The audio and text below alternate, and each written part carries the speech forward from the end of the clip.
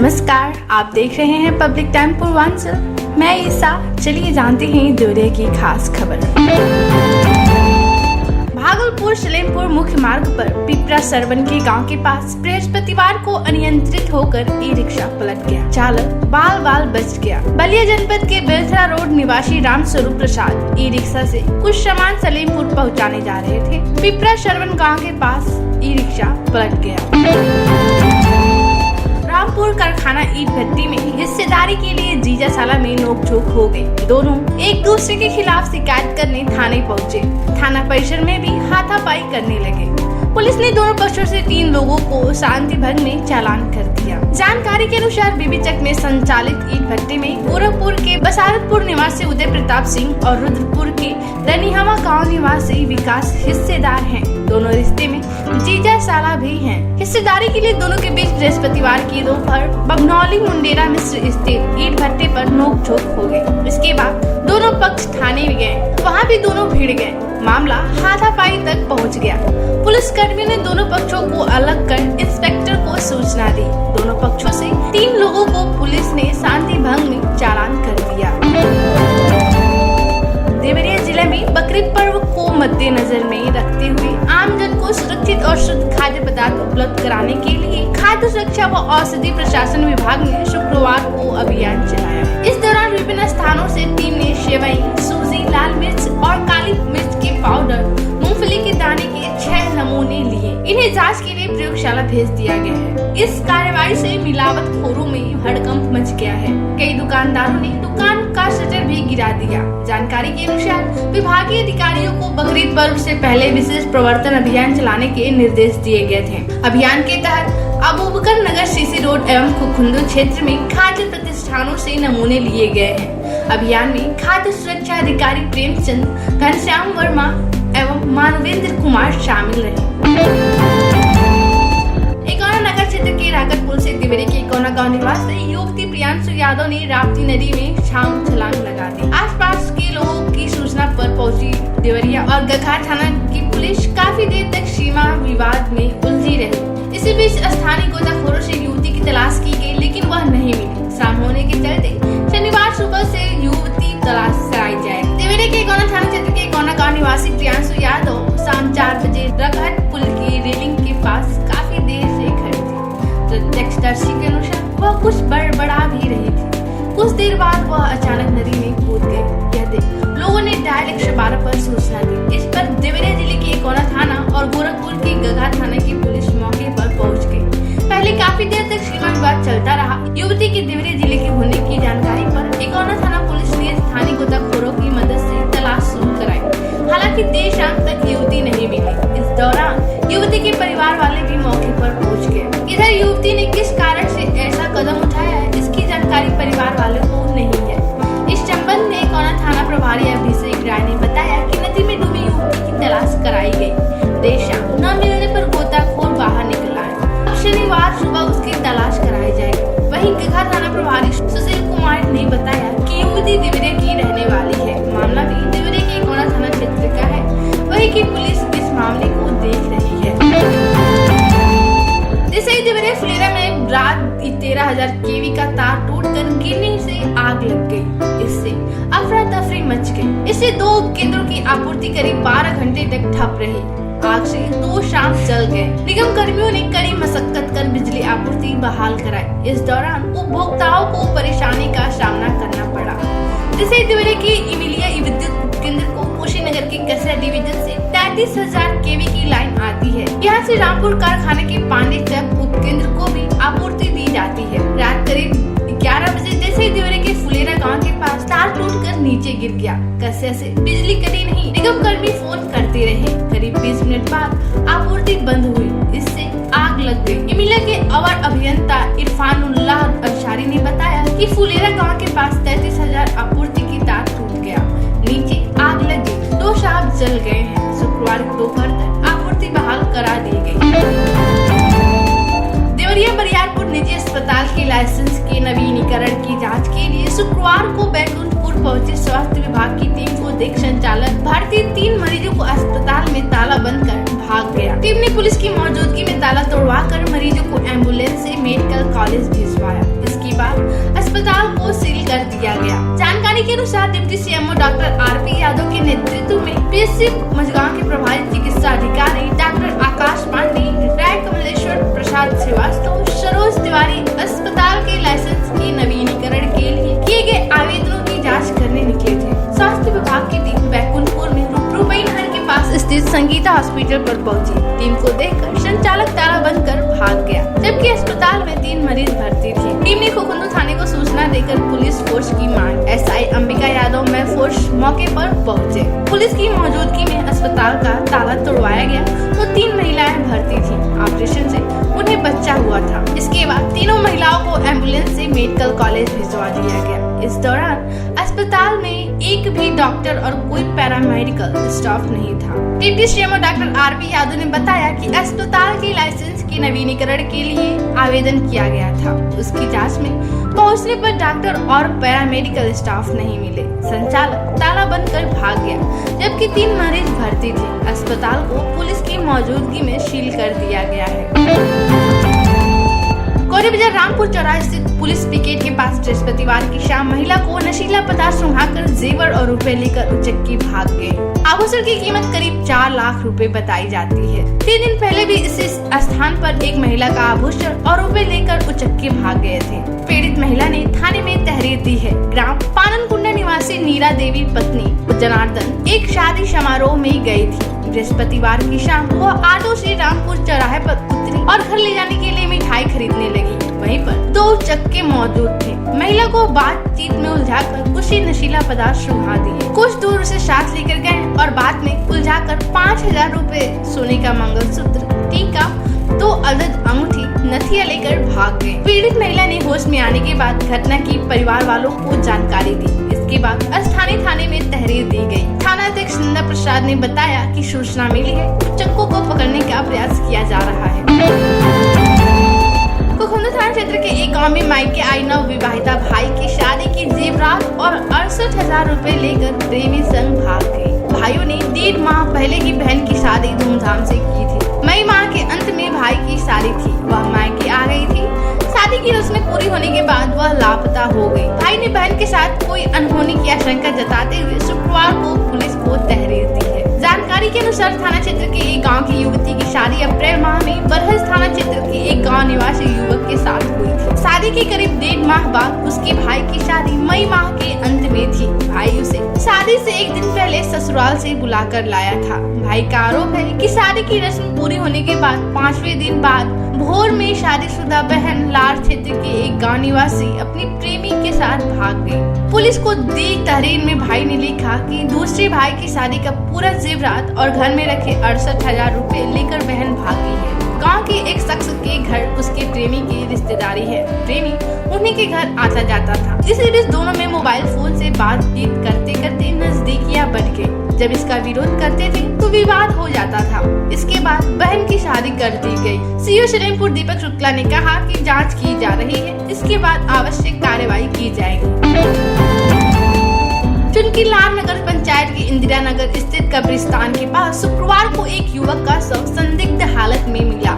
युवक के शरीर पर चोट के निशान दिखे। कुछ लोगों का कहना है कि आम तोड़ने के लिए पेड़ पर चढ़ा था, तो कुछ का कहना है कि वाहन की टक्कर से मौत हुई है। जानकारी के अनुसार भेड़ी हरवा टोला निवासी विकास सिंह, जिनकी उम्र 26 वर्ष है, पुत्र कमलेश्वर सिंह का शव कब्रिस्तान के पास पड़ा था। शव को देख लोगों ने सूचना पुलिस चौकी को दी। पुलिस शव के बारे में जांच कर रही थी। इसी बीच परिजन भी पहुंच गए। पुलिस ने शव को कब्जे में लेकर पोस्टमार्टम के लिए भेज दिया। सीओ दीपक शुक्ला ने बताया कि पोस्टमार्टम रिपोर्ट आने के बाद ही मौत का कारण पता चल सकेगा।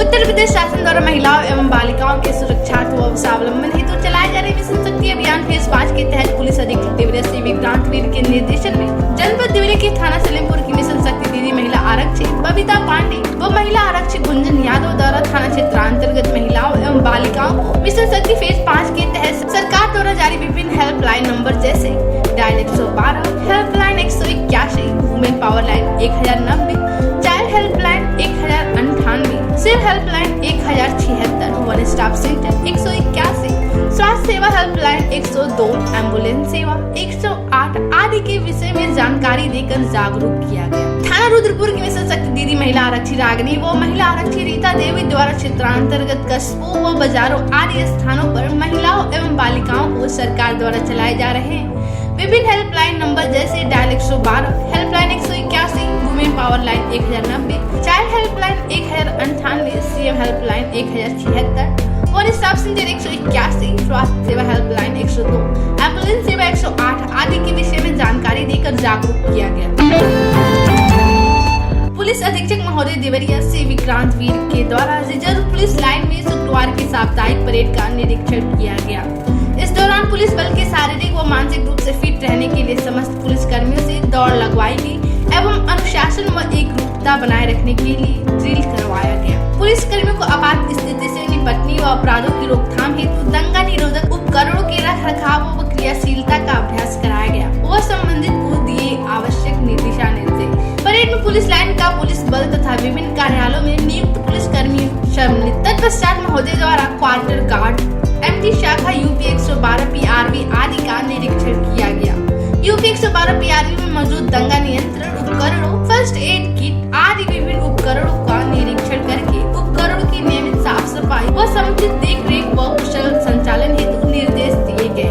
घाट कमांडरों व विभिन्न शाखाओं के रजिस्टरों का अवलोकन करते हुए आवश्यक दिशा निर्देश भी दिए गए। समस्त रजिस्टर अभिलेखों के व्यवस्थित रख रखाव तथा उन्हें अद्यावधिक रखने हेतु निर्देशित किया गया। पुलिस लाइन में स्थित पुलिस मेस की निरीक्षण किया गया तथा मेस बनाने में भोजन को ग्रहण कर भोजन की गुणवत्ता चेक की गई तथा साथ ही साथ पुलिस लाइन में स्थित बैरकों का भी निरीक्षण किया गया एवं संबंधित को आवश्यक दिशा निर्देश दिए गए।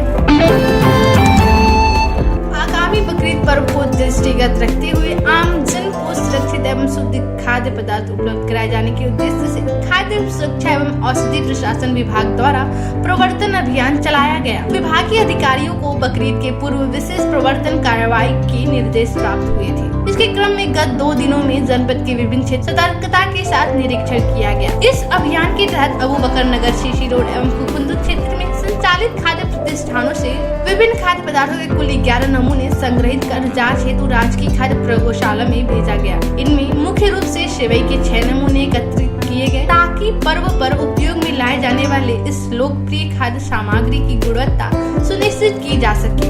इसके अतिरिक्त इस प्रवर्तन अभियान में खाद्य सुरक्षा अधिकारी प्रेमचंद, घनश्याम वर्मा एवं मानवेंद्र कुमार सम्मिलित रहे। टीम द्वारा क्षेत्र में खाद्य व्यवसाय संचालकों को खाद्य सुरक्षा के मानकों के अनुपालन के प्रति भी जागरूक किया गया। खाद्य सुरक्षा विभाग द्वारा बताया गया कि पर्व के दौरान किसी भी प्रकार की मिलावट अथवा घटिया गुणवत्ता के खाद्य पदार्थों की बिक्री पर सख्त निगरानी रखी जाएगी तथा दोषी पाए जाने पर नियमानुसार कड़ी कार्रवाई की जाएगी।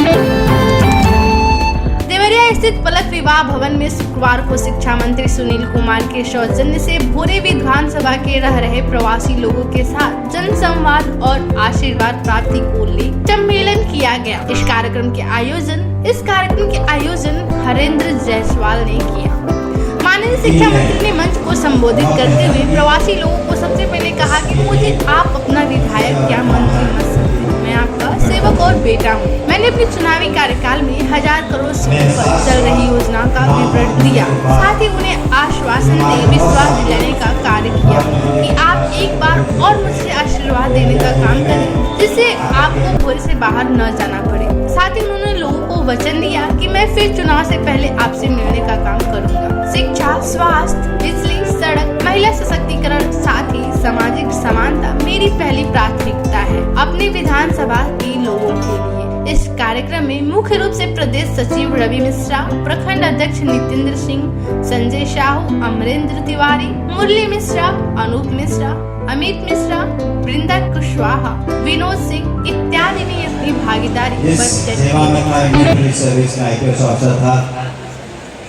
वहाँ भी हमने कोशिश की कि बिहार की सेवा की जाए और यहाँ भी सेवा भावना से ही राजनीति में आया। हालांकि शुरू में बाहर से बहुत सारी बातें दूसरी तरीके से लगती हैं। उससे शुरू में मंत्री बनने के बाद पूछा गया था कि अब आपको क्या फर्क लगता है, आप पहले बार विधायक बने हैं, मंत्री बने हैं। तो हमने पहले भी उस वक्त भी कहा, बाद में भी कहा, उस वक्त हमने यही जवाब दिया था कि नेता लोग ज़्यादा बोलते हैं, कम काम करते हैं और पदाधिकारी थोड़ा कम बोलते हैं, ज़्यादा काम करते हैं। लेकिन हमें ऐसा आज ये भोरो विधानसभा प्रवासी भारतीयों के बारे में आप आए हैं सम्मेलन में, क्या कहेंगे आप? सबसे पहले यहाँ इस देवरिया ज़िले के बुद्ध की धरती और बाबा देवरवा की धरती को हम नमन करते हैं, नमस्कार करते हैं। और इस कार्यक्रम के आयोजक आदरणीय श्री हरेंद्र जायसवाल जी से, जिनके हमारे पुराने ताल्लुकात हैं, हम लोगों ने ये कार्यक्रम रखा ताकि भोरे विधानसभा के जो भी हमारे बहन और भाई यहाँ पर शिक्षा की वजह से, व्यवसाय की वजह से यहाँ पर आके बस गए, लेकिन जिनका आत्मीय लगाव अभी भी भोरे से है, गोपालगंज से, बिहार के अन्य क्षेत्रों से है, समस्तीपुर के भी लोग आए हुए थे, अन्य ज़िलों के भी, तो उनसे हम रूबरू होना चाहते थे कि एक तो उनकी समस्याएं, उनके घरों पर क्या है या उनके क्या सुझाव हैं। ऐसे हमने कोशिश की है कि भोरे विधानसभा में अधिक से अधिक विकास हो, जिसका जिक्र हमारे एनडीए के साथियों ने किया। और साथ ही साथ निश्चित रूप से चूँकि ये चुनावी वर्ष है, ये तो हर व्यक्ति का मताधिकार है, उसका सही प्रयोग करे आने वाले दिनों में। और लेकिन हम मूलतः चाहते थे कि ये इस बार और आने वाले समय में भी हम पुनः आएंगे ताकि कुछ सुझाव हमें मिले हैं यहाँ के हमारे बहनों भाइयों से जो देवरिया में बस गए हैं। और हम देख सकते हैं, और आपने भी देखा होगा, उन्हें बड़ी खुशी हुई और कि कोई जनप्रतिनिधि आकर के उनसे मिला, उनकी बातों को हमने जानने की कोशिश की। और ये जनप्रतिनिधि का भी कर्तव्य होता है कि उसके जो भी क्षेत्र के लोग हैं, कहीं भी बसे हों, उनके हालचाल के बारे में जानने का और उनके जो भी उचित उनके ये कर सके वो करें।